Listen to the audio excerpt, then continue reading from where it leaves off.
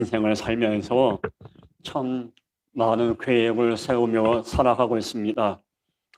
예를 들면 우리 고등학교 3학년 학생들은 대학교에 진학할 계획을 세우고 열심히 공부를 하게 합니다. 또 공무원에 취직하려는 시험생들은 또 열심히 계획을 세워서 또 공무원 시험에 임하기도 하죠. 몸이 약한 사람들은 건강을 회복하기 위해서 나는 바로 열심히 건강 계획을 또 세웁니다. 계획을 세운다는 거 정말 귀하고 아름다운 일이죠. 그런데 우리가 분명히 안 할 것은 우리가 아무리 계획을 세워도 하나님이 은혜를 베풀어 주지 아니하시면은 우리는 아무것도 할 수 없습니다. 우리가 철저하게 계획을 세우고 정말 완벽하게 계획을 세운다 해도 하나님이 축복하지 아니하면은 우리의 계획은 열매를 맺을 수가 없습니다. 오늘 잠언 16장 9절 우리가 한 절을 읽었죠. 오늘 본문을 통해서 우리가 두 가지 메시지를 마음에 담아야 하는데, 첫 번째 메시지가 누가 주권자이며 해결자이며 위로자인가입니다. 우리 본문은 우리 너무 잘 알고 있는 말씀이죠. 사람의 마음으로 자기의 길을 계획할지라도 그의 걸음을 인도하는 이는 여호와시리라. 여기서 먼저 우리가 마음에 담아야 할 단어가 있죠. 여호와, 하나님이란, 이 하나님은 저와 여러분에게 어떤 분인가? 우리에게 있어서 하나님은 어떤 분이신가? 우리의 모든 계획을 인도하시고 우리의 발걸음을 책임지시는 하나님, 이 하나님을 오늘 성령은 뭐라고 말합니까? 인생의 주권자이시며 해결자이시며 위로자이시라는 얘기예요. 이 하나님이 은혜를 베풀고 하나님이 우리의 삶에 개입하지 아니하신다면은 우리는 아무 열매를 맺을 수 없다는 얘기입니다. 교만한 자가 있고 겸손한 자가 있어요. 교만한 자는 인생의 주권자이신 하나님을 무시하고 내 인생은 내가 얼마나 살 수 있다고 마음을 먹는 거, 이 교만한 자예요. 돈이 있든 권력이 있든 어떤 인생이 되었든지 정말 하나님이 나를 붙잡아 주지 아니한다면 아무것도 할 수 없다는 이런 겸손이 우리에게 필요한 겁니다. 교만한 자는 내 힘을 갖고 인생을 해결하려고 합니다. 교만한 자는 인간적인 방법으로 위로받고 평안을 얻으려고 합니다. 아무 소용이 없어요. 반면에 겸손한 자가 있어요. 겸손한 자는 하나님이 내 인생의 주권자이시기 때문에 나에게 찾아온 삶의 문제를 반드시 해결해 줄 줄 믿고 하나님 앞에 엎드리는 자가 바로 겸손한 자예요. 그리고 내 마음의 모든 무거움을 물리쳐 주시고 위로해 주실 분은 우리 하나님이란 이런 믿음으로 겸손하게 하나님만 바라봅니다. 여러분 잘 아시지만은 어떤 자가 하나님께 은혜를 받고 해결을 받고 위로받습니까? 하나님을 내 인생의 주권자, 내 삶의 목자로 받아들이고 내 모든 발걸음을 아버지 앞에 다 맡기는 이런 자에게 하나님은 은혜를 베풀어 주십니다. 저도 저의 모든 삶과 모든 목회의 여정을 다 이미 주권자이신 아버지 앞에 다 내어놓았어요. 우리의 삶을 가만히 보십시오. 내 인생의 주인은 내가 아니에요. 주권자이신 하나님이에요. 내 삶에 찾아온 수많은 인생의 문제를 해결해 주실 분은 오직 하나님이십니다. 저에게도 여러분에게 인생 가운데 찾아온 문제를 해결할 수 있는 능력은 없어요. 우리가 아무리 애를 쓴다 해도 나에게 갑자기 찾아온 인생의 광풍은 해결할 수가 없어요. 우리 민족과 지금 세계 모든 열망이 어려움 가운데 있죠. 이 어려움을 해결할 수 있는 유일한 분이 있죠. 바로 하나님 한 분이십니다. 하나님께서만이 우리 민족뿐만 아니라 여러분의 가정, 내 삶에 찾아온 어둠의 그림자를 해결할 수가 있는 거예요.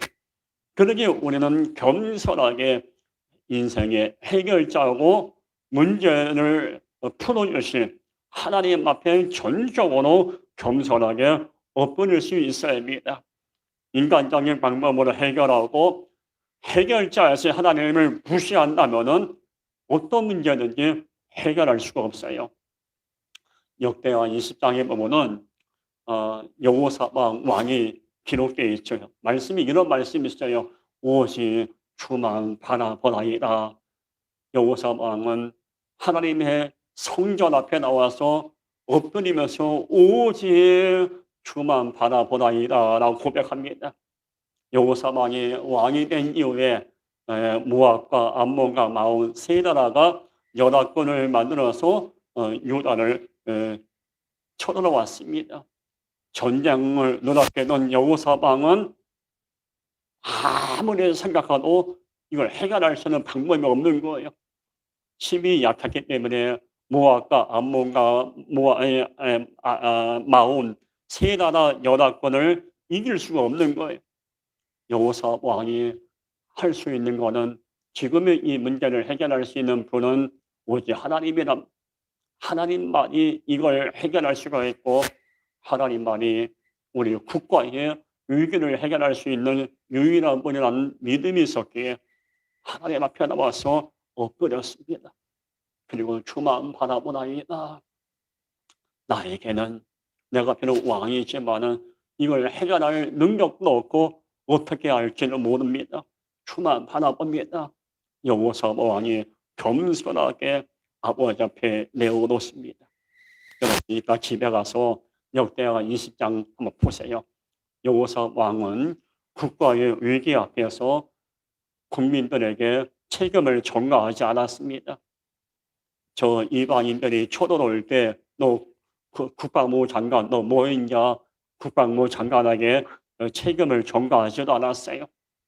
여호사밧 왕은 신하들을 다 모아놓고 너희들이 어떻게 했길래 우리가 이렇게 전쟁을 만나고 위기와 고민을 만나게 됐냐. 여호사밧 왕은 한 번도 신하들에게 책임을 전가하고 책망하지 않았어요. 너희들 때문에 우리가 이 어려움을 만났다 이런 말 하지도 않았어요. 여호사밧 왕은 이 국가의 위기를 만나고 어려움을 만난 거 내가 왕으로서 하나님 앞에 기도하지 못한 나 때문이다.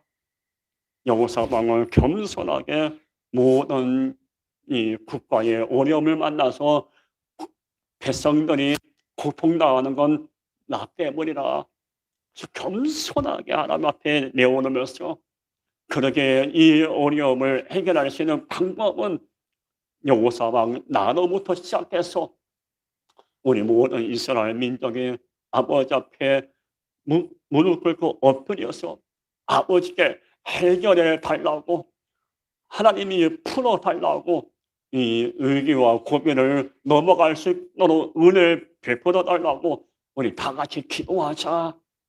여호사밧이 이렇게 아름다운 모습을 보여주게 됩니다. 이게 지도자입니다. 이게 지도자의 모습이에요. 국가가 위기를 만나고 어려움을 만날 때 지도자는 너 때문이야, 당신 때문이야 이것이 아니라 내가 아버지 앞에 올바로 서지 못했기 때문에 그렇습니다 라고 고백하면서 인생의 문제를 해결할 수 있는 해결자이신 우리의 발걸음을 인도하시는 아버지 앞에 도움을 구하고 풀어주고 해결해주고 넘어갈 수 있도록 은혜를 베풀어 달라고 영적으로 몸부림칠 수 있어야 합니다.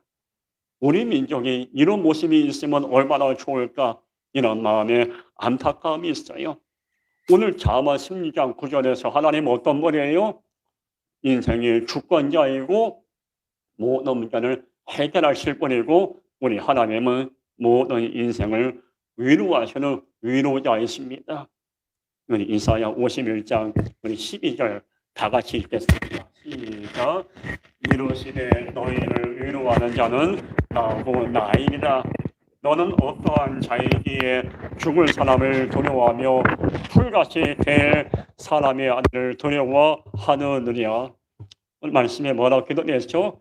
너희를 위로하는 자는 나고 나이니라. 하나님만이 진심으로 실패한 인생에게 위로를 줄 수가 있고 넘어진 인생에게 위로를 줄 수가 있어요. 요즘 여러분 참 하루하루 살기 마음의 부담이 크실 것입니다. 속히 이게 빨리 다 지나가서 경제가 안정이 되고 여러분의 삶의 현장이 평안해야 하고 속히 이 모든 어려움이 코로나가 지나가서 우리 국민들의 삶이 회복돼야 하는데 아직까지 이 어려운 가운데 있잖아요. 그러다 보니까 우리들 마음에 국민들 마음에 무거움이 있고 또 눌림이 있고 또 이런 문제 저런 문제 때문에 마음이 편치 않은 것만큼은 사실이에요. 이런 우리의 마음을 누가 헤아리고 누가 어루만져 줄 수 있을까요? 하나님이십니다. 하나님만이 여러분의 마음을 위로할 수가 있어요. 하나님만이 상한 마음을 어루만지시고 무거운 마음을 위로할 수가 있는 거예요. 그러기에 우리는 삶의 순간순간마다 인생의 문제 앞에서 하나님 나를 위로해 주옵소서 기도할 수 있어요. 사람에게 위로받으려고 하면요 그 사람한테 배신당합니다. 사람을 바라보면요 내가 바라보는 그 사람이 내 등에 칼을 꽂을 수가 있어요. 사람은 의지하고 바라볼 대상이 아니에요. 우리가 의지하고 바라볼 분은 오직 하나님이십니다.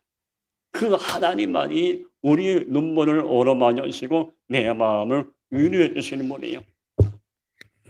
저는 얼마 전에 그러나 사람들이 최 목사 이게 잘 풀어지려면은 감독님을 만나서 감독님한테 잘 보여야지. 그 말을 듣고 제가 단호하게 얘기했어요. 나 감독님 안 찾아간다. 사람 바라보고 사람에게 손을 내밀면은 잠깐 유익이 될 수가 있겠지만 그게 과연 하나님 모습이 아는 모습이겠는가? 정말 우리의 근본적인 문제를 해결하고 우리의 답답한 마음을 풀고 위로하시는 분은 전능하신 하나님이십니다. 우리 하나님은 당신의 백성의 삶에 한 발 한 발 걸어 나가다가 인생의 어두운 가운데 머물러서 신음조차 알기 어려울 때 찾아오셔서 마음을 따뜻하게 어루만지시고 말할 수 없는 마음의 위로를 주시는 분이십니다. 오늘 본문 잠언 16장 9절에서 우리가 마음에 담을 것은 하나님만이 주권자이시며 또 해결자이시며 위로자라는 것. 그리고 우리가 두 번째 마음에 담아야 할 메시지는 끝까지 완주할 수 있는 비결은 무엇일까? 오늘 본문을 한번 다시 한번 보시면요. 사람이 마음으로 자기에게를 계획할지라도 그의 걸음을, 그러니까 그의 걸음이란 말이 나오죠. 많은 사람은 정한 목표를 정하기 위해서 열심히 걸어갑니다. 어떤 사람은 뛰기도 하고 달려가기도 합니다. 최선을 다해서 목표를 이루고 성공하고 내가 원하는 바를 이루기 위해서 걷기도 하고 뛰기도 하고 땀을 흘리면서 열심히 주어진 삶에 최선을 다합니다. 근데 이렇게 걸어가기도 하고 열심히 뛰기도 하다가 여러 가지 삶의 문제 때문에 낙심하고 육체적으로 영적으로 너무 버거워서 포기할 수밖에 없는 어려운 순간을 만날 때는 많습니다. 근데 여러분, 우리가 어떤 인생이 되었든지 비록 힘들고 어려움이라 있다 해도 우리의 발걸음이 너무 버거운 발걸음이라 해서 인생을 포기하는 것이 아니라 끝까지 완주할 수 있어야 해서, 저도 기도 제목이 목회자로서 완주하는 게 기도 제목이에요. 비록 한 발 한 발, 한 걸음 한 걸음 내딛고 목회를 하는 데 있어서 뭐 은혜의 시간도 있겠지만은 반면에 어려운 시간도 있죠. 어렵다고 포기하고 주저앉는 것이 아니라 그 어려움을 주권자이시고 해결자이시고 위로하시는 하나님의 은혜로 함께 걸어가면서 완주하는 것, 예, 기도 제목이에요. 여러분도 인생을 포기하는 인생이 아니라 완주하는 인생을 살아야 되는 거 아니겠습니까? 그러면 우리가 완주할 수 있는 비결은 과연 뭘까? 여러분, 인생을 완주할 수 있는 비결이 네 가지가 있어요. 맡김, 믿음, 인내, 감사. 이 네 가지 단어를 마음에 품는 자가 포기하지 않고 인생을 완주할 수가 있어요. 맡김. 뭡니까? 내 삶의 모든 짐을 아버지 앞에 다 맡기는 거예요. 시편 55편 22절에 뭐라고 기록되어 있죠? 내 짐을 여호와께 맡기라. 그가 너를 붙드시고 의인의 요동함을 영원히 허락하지 아니하시리로다. 내 짐을 여호와께 맡기라. 우리가 한 발 한 발 걸어 나가다 보면은 우리가 원치 않은 많은 인생의 짐 때문에 고개를 떨굴 수밖에 없는 어려운 순간을 만날 때가 많습니다. 그때 하나님은 우리에게 말씀합니다. 네 무거운 짐을 내게 맡기라. 그러면 내가 너를 붙들어 주겠다고 시편 55편 21절에서 약속해 주셨어요. 얼마나 무거운 짐 때문에 많은 사람들이 버거워하고 있습니까? 그 무거운 짐을 어디서 해결하고 어디서 풀 수 있겠습니까? 지금 우리 민족이 이 코로나라는 이 무거운 짐을 어떻게 해결할 수 있을까요? 방법은 하나밖에 없어요. 여호와 하나님이 해결해 주셔야 돼요. 코로나라는 짐이 되었든지 경제적인 짐이 되었든지 모든 짐을 아버지 앞에 다 그냥 맡기는 거예요. 어느 할머니가 큰 보따리를 머리에 이고 버스에 탔어요. 버스에 탔는데 할머니가 이 짐을 내려놓지 않고 머리에 이거 땀을 삐질삐질 흘리시면서 서 있는 거예요. 그러니까 옆에 있는 한 아주머니가 할머니한테 할머니, 아이 그 무거운 짐을 왜 머리에 이고 힘들게 있냐고 그냥 이렇게 내려놓으시라고. 그러니까 할머니가 하는 이야기가 아이고 저희 버스 운전수 양반이 내가 나이가 많다고 버스도 공짜로 태워야 되는데 미안해서 이 무거운 짐을 어떻게 내려놓냐고. 여러분, 안타까운 신앙인이 있어요. 무거운 짐을 갖고 교회에 나와서 아버지 앞에 간절히 막 기도합니다. 하나님, 이 인생의 모든 무거운 짐을 풀어주옵소서. 그래서 이 짐을 내려놓고 얼마나 많이 기도하는지 몰라요. 그래 한참을 기도하다가 그 무거운 짐을 다시 다 모아가지고 다시 짊어지고 교회에 나가는 안타까운 인생들이 참 많습니다. 여러분, 하나님 앞에 무거운 짐을 갖고 나왔다면 내려놓고 가벼운 마음으로 평안한 마음으로 집으로 돌아갈 수 있어야 돼요. 이게 믿음의 사람이에요. 인생을 완주할 수 있는 첫 번째 비결은 하나님께 맡기는 거예요. 맡기면서 하나님께서 내 모든 짐을 해결해 줄 거라는 이 믿음이에요. 아까 말씀드렸죠. 맡김, 믿음, 또한 인내, 감사. 두 번째가 믿음이에요. 우리가 한 말 한 말 걸어 나가든지 열심히 뛰어가다 보면은 넘어질 때도 있고 인생의 광풍을 만날 때가 있어요. 그때 우리에게 필요한 건 뭡니까? 다니엘과 같은 믿음이에요. 다니엘 6장 23절에 이런 말씀이 있어요. 왕이 심히 기뻐서 명하여 다니엘을 굴에서 올리라 하며 그가 다니엘을 굴에서 올린즉 그의 몸이 조금 더 상하지 아니하였으니 이는 그가 자기 하나님을 믿음이었더라. 다니엘은 하나님을 경외하는 이유 때문에 죽음의 고비를 만났어요. 그러나 그 죽음 앞에서도 다니엘은 하나님이 나를 살려줄 거라는 믿음이 있었어요. 이 믿음이 우리의 믿음이 되어야 합니다. 우리는 믿음으로 말미암아 살리라 그랬어요. 우리의 삶에 어떤 문제가 있고 어떤 영적인 문제가 되었든지 간에 우리가 하나님을 향한 온전한 믿음만 있다면은 우리의 삶에 찾아온 문제는 우리 이겨낼 수가 있고 견딜 수가 있는 거예요. 문제만 바라보고 열악한 환경만 바라보고 불평원망하는 자가 있는가 하면은 똑같은 삶의 문제 앞에서도 하나님이 놀랍게 이 문제를 풀어주시고 반드시 나를 간증의 주인공으로 만들어줄 거라고 믿고 믿음으로 선포하는 자가 있어요. 우리에게 있으면 어떤 믿음이 있습니까? 정말 시문에서 11장 6절 보면은 믿음이 없이는 하나님을 기쁘시게 하지 못하다니 하나님을 기쁘시게 할 만한 믿음이 내게 있는가? 가만히 돌아봐야 돼요. 요즘같이 어려운 이 시대에는 우리가 하나님께 믿음을 보여드릴 수 있어야 돼요.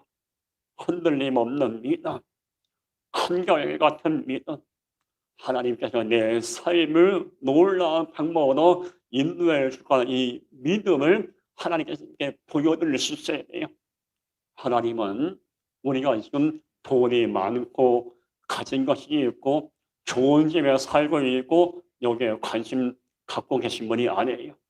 하나님은 그걸 보기 원하시는 분이 아니에요. 하나님은 우리의 믿음을 보기 원하시는 분이에요. 우리가 어떤 믿음을 갖고 있는가를 보기 원하시는 분이에요.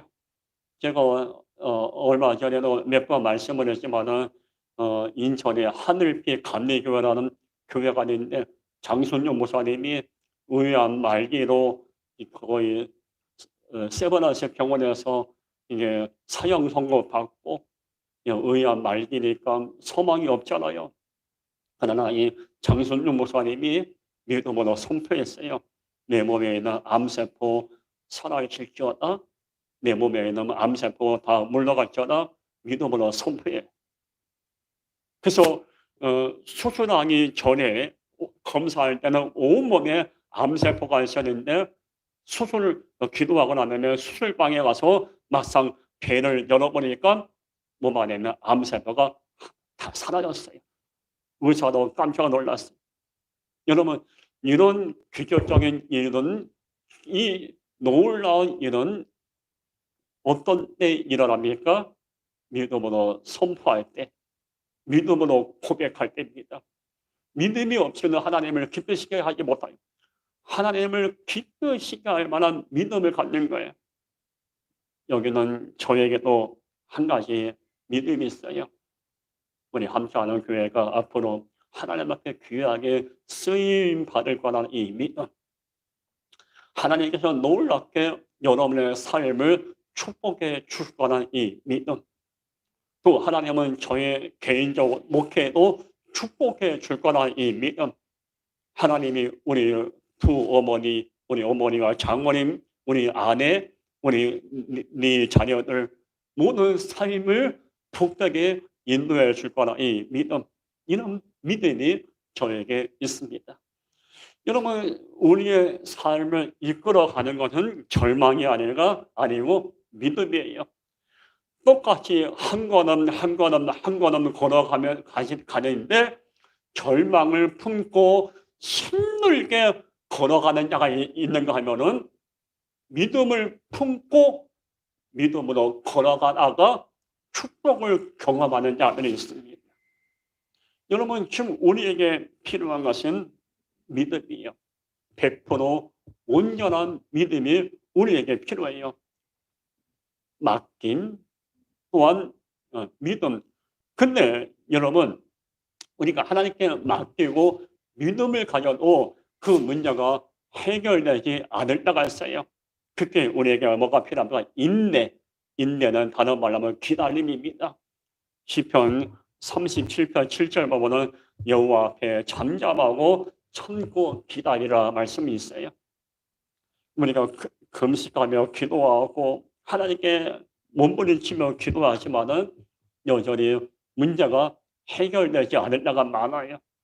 지금 많은 주회종과 많은 성도들이 이 코로나가 물러가고 이 땅이 안정되고 회복되기 위해서 기도하고 있어요. 그러나 아직까지 여전히 어려운 감이 있어요. 그렇다고 불평, 원망이 아니라 하나님의 존재를 의심하는 것이 아니라 하나님이 역사하실 때까지 참고 인내할 수 있는 기다림의 영성이 우리에게 필요한 거예요. 하나님은 인내하고 맡기고 믿음으로 다 내어놓고 인내하고 기다리는 자를 실망시키는 분이 아니에요. 반드시 때가 되면은 그 은혜를 베풀어 주십니다. 지금 우리들의 문제가 뭔지 아십니까? 참지 못해, 인내하지 못해요. 기다리지 못하는 게 우리들의 문제예요.